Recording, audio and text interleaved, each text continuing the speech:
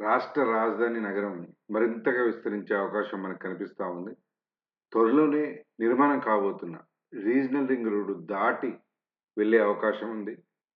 హైదరాబాద్‌తో పాటు హెచ్ఎండిఏ లిమిట్స్‌లో ఉన్న అభివృద్ధిని మరికొన్ని ప్రాంతాలకు విస్తరించాలనే ఉద్దేశ్యంతో మన రాష్ట్ర ప్రభుత్వం సీరియస్‌గా ఉన్నట్లు తెలుస్తా ఉంది.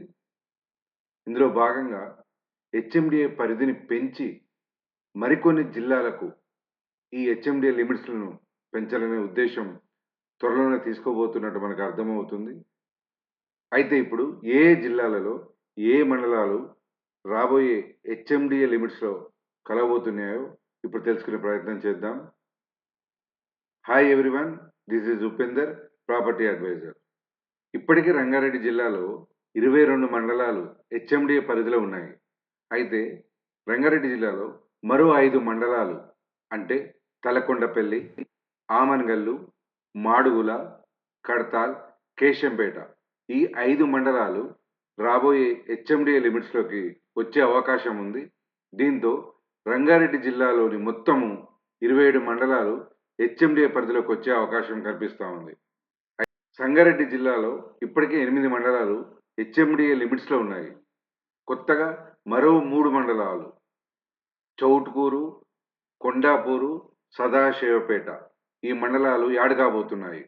ఇకపోతే సిద్దిపేట జిల్లా. ఈ సిద్దిపేట జిల్లాలో ఇప్పటికే 3 మండలాలు హెచ్ఎండిఏ పరిధిలో ఉన్నాయి. అయితే మరో 3 మండలాలు అంటే గజ్వేల్, జగదేవ్పూర్, రాయపూల్ ఈ 3 మండలాలు కొత్తగా యాడ్ కాబోతున్నాయి. మెదక్ జిల్లా.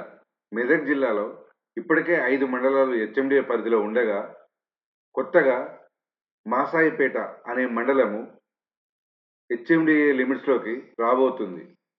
చివరగా యాదాద్రి భువనగిరి డిస్ట్రిక్ట్.